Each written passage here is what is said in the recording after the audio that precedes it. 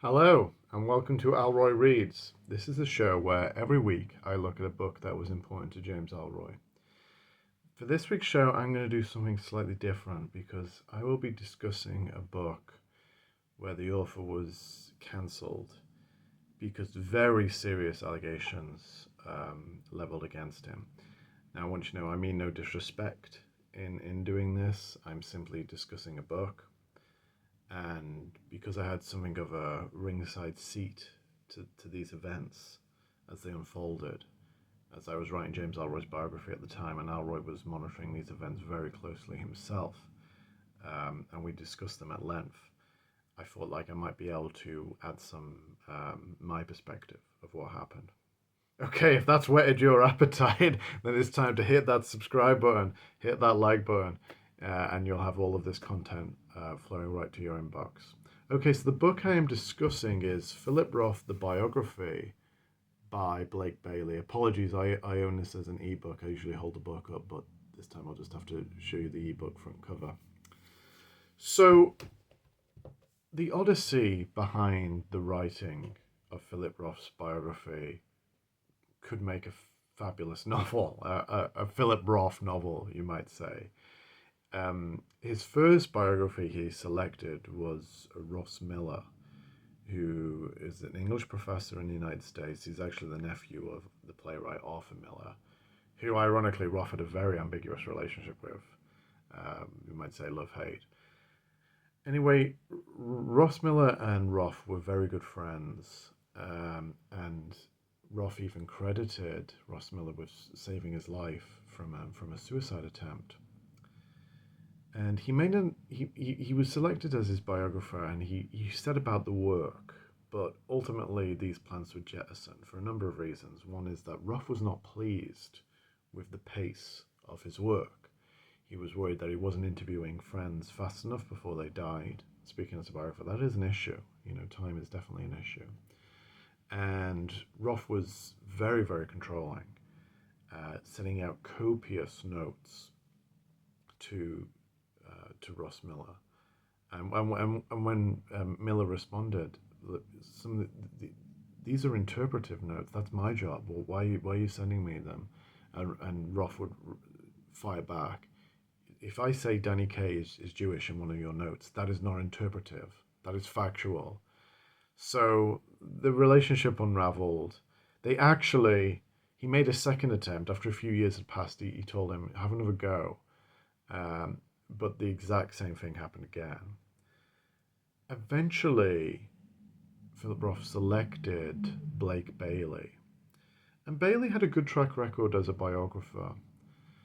He'd written biographies of John Cheever and Frank Yates. The only difference is obviously Philip Roth was, a titan of American literature at this stage in the last years of his life. Very, very protective of his legacy. And that was different from the previous biographical subjects Blake Bailey had talked about. But there's a scene that would prove quite damning, I suppose, to Blake Bailey, because he writes in the afterword to his biography that once he'd landed the gig, he was talking to Roth, and it was a beautiful sun-dappled afternoon. In his words, Roth excused himself to use the lavatory, and he could hear him urinating in the room next door. And he says he kind of sat back on this plush leather couch and said, "Does it get much better for this than for an American literary biographer?" He really thought he'd made it. So the biography came out. By this stage, Roth had passed away, and it met with respectful reviews, good reviews. Reviewers, there's an awful lot of groupthink in literary review. So they were kind of tentative in their criticism of the way Blake Bailey had excused some of Roth's frankly despicable behavior over the course of his lifetime. One person who didn't hold back was a guy called Edward Champion, who has an online journal called Reluctant Habits. And he'd been a Blake Bailey admirer, but at some point, I don't know if they were ever friends, but he'd been an admirer, and at some point they'd had a massive falling out. There'd been a massive rupture because he was saying that he flat out called out Blake Bailey on misogyny of the text, because there's a lot of despicable behavior to talk about, like Roth masturbating on the phone while he's on the phone to women, these women completely unaware. Roth's appalling behavior of in both his marriages, not just treating them shabbily, but also um, holding grudges for long time afterwards, even against his first wife after she died in a car crash. There's not much point holding a grudge then. He was latterly married to the actress Claire Bloom. She'd been his longtime companion. It seemed like the relationship unraveled as soon as they got married. And he accused her of being an anti-Semite, even though she's Jewish. And he basically she wrote a memoir called Leaving the Doll's House. Roth suspected that she'd actually had it ghostwritten because he was very scathing of her talent. And subsequently, Roth wrote a kiss and tell revenge novel, I Married a Communist. Anyway, so there's a lot of despicable behavior, and Edward Champion called him out about it. And in the comment thread, which is where it was all going to kick off, Blake Bailey had written, you just try it. Like they were having a very public splat. But then in the same comment thread, various women came forth with allegations of sexual assault and rape against Blake Bailey, and it spiraled from there. And subsequently, the book, it seems like these women had been spurred to action because once they saw that Edward Champion was calling it out, they were going to come forward with their own stories about Blake Bailey. These incidents had occurred when he was in various academic posts at American universities. Anyway, the backlash was that the book was pulped by its publisher, W.W. Norton. They ceased publication. They ceased distribution of the book. And, well, it had barely been out. And it was actually picked up subsequently by Skyhorse Publishing, who are a relatively small publisher who publish. They're an anti-cancel culture press, and they publish authors on the fringes, say like anti-vax authors or authors like that, who have been cancelled and can't get publication elsewhere. So it was published by them, and it was a big novel. It was a big book for Skyhorse, and as far as I know, it still sold relatively well. But Blake Bailey was cancelled by his, just dropped by the Story Factory, his agency, and just dropped by his publisher, and was effectively cancelled.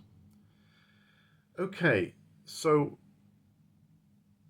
where this brings to my story is that while this cancellation, this backlash was going on, I was writing James Ellroy's biography.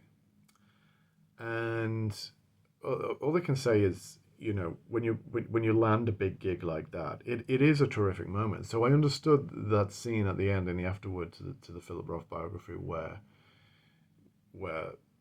Blake Bailey sits back on Philip Roth's plush leather couch and says, does it get much better for this? I had, a similar feeling. You land a deal like that, and you think you're invincible, but then, of course, the project itself raises a number of challenges. And Ellroy himself had a life where there had been some very, very questionable behavior, mostly in regard to the numerous affairs that he'd had. He'd burned through a lot of affairs, and obviously he was twice divorced. So, like, his real issue, and of course I think this stems a lot from the trauma he had, both the trauma of the murder of his mother, but also the years he'd spent homeless, living in LA parks, doing jail time for petty offenses, drug addiction, alcoholism. I know that left like deep scars that he's still working through.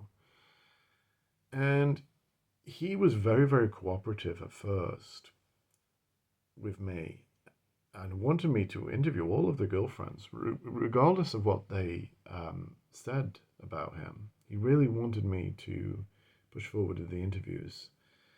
Um, at the same time, Erica Schickel released her book, The Big Hurt, which was a memoir of her relationship with Ellroy. And he wasn't happy about it, to put it mildly. But he said, "You've got to interview Erica. This is, my life story." And I interviewed, I'd say, of a man who claimed to have over 100 notches on his bedpost. I interviewed probably about 20 partners, ex-partners. So that was a big thing. But towards the end, he started to get very, very nervous because cancel culture was taking off. And it just wasn't an in thing. It still isn't to be a macho, masculine, heterosexual white male anymore. Uh, he began to get worried about how he would be perceived in that way. And let me tell you, when the Blake Bailey biography came out, well, he actually alerted me to the story. He said, "There's been allegations about Blake Bailey," and at first he was very, very defensive of Bailey. He's just like, I don't understand why. I don't understand, why he's being cancelled. No one said anything in court.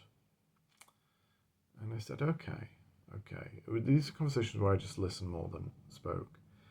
Then we had a Zoom call, Ellroy and I, and Helen Canode would be usually making lunch in the background and occasionally coming out with a comment. They were great because they were so funny.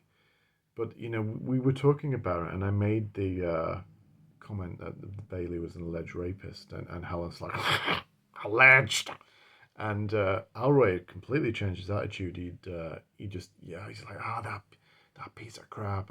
Stronger words, choice of words, but this is a family show. I'm not going to repeat it. I was stunned how he'd changed his attitude so fast. Bear in mind that the allegations now, they were piling up on top of each other.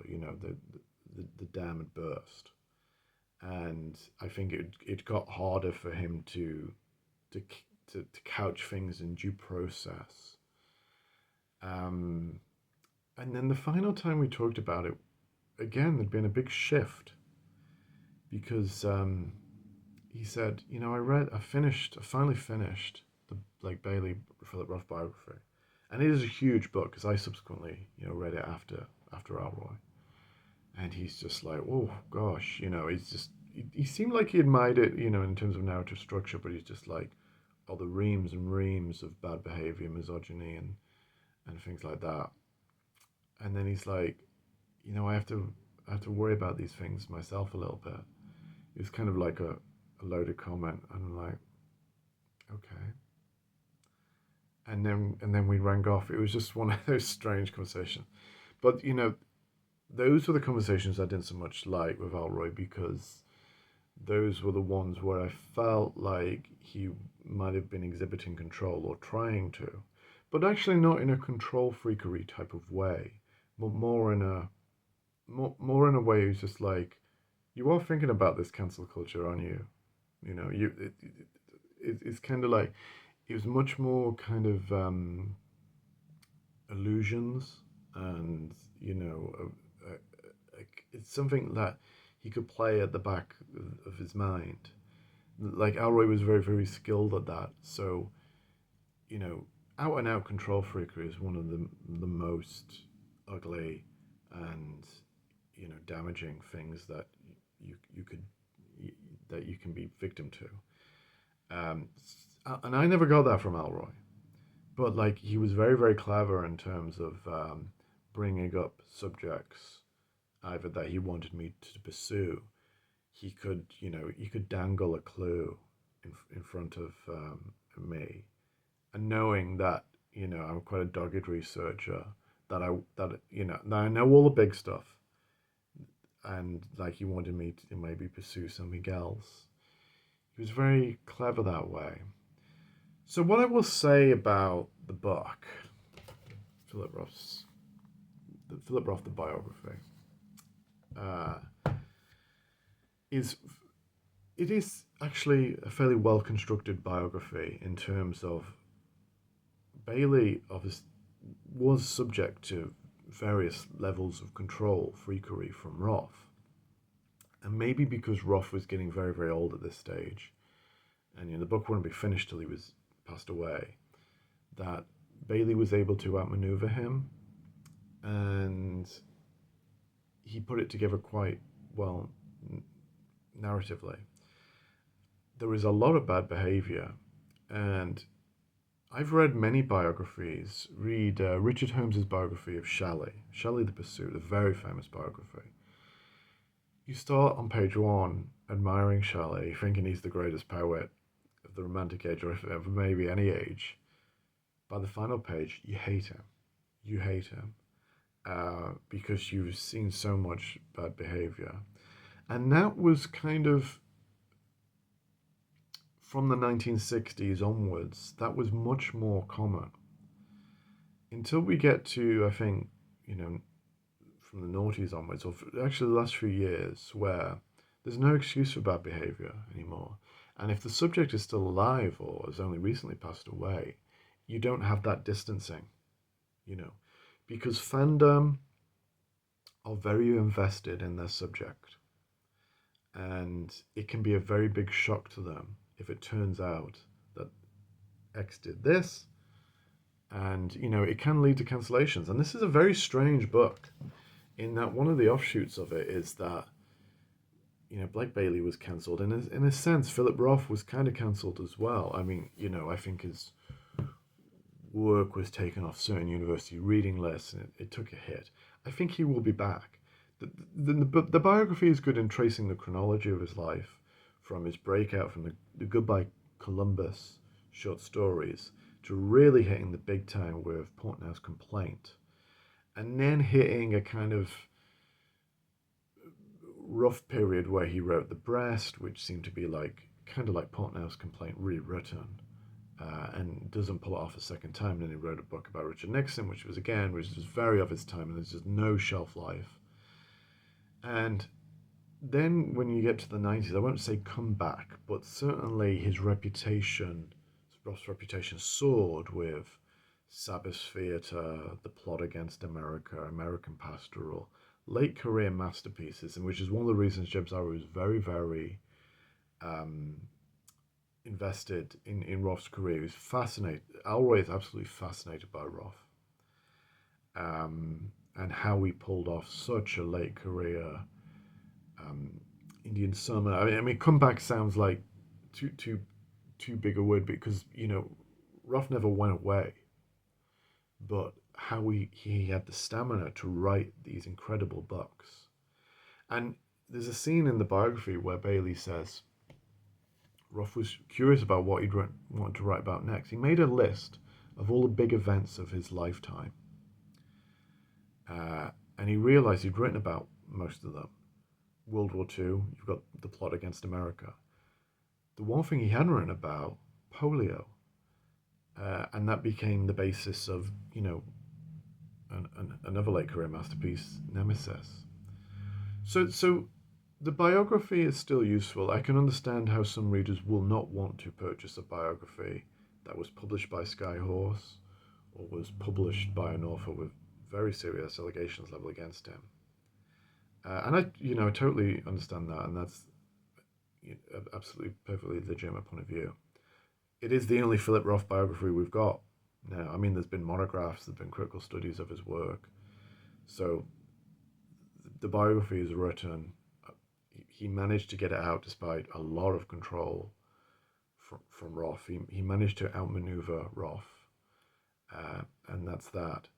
And what can I say? It was something that Ellroy was monitoring very closely, and he made sure that I was monitoring it very closely himself. But he never tried to control. He was much smarter than that. He kind of would discuss it. He'd discuss the implications. He would drop hints as to things. And, and I think Ellroy was very comfortable in his knowledge that although he'd had affairs and, had been the cad, that there wasn't anything in his life story that was, going to cancel him in that way. Okay, thank you very much for watching. So hit that subscribe button, hit that like button.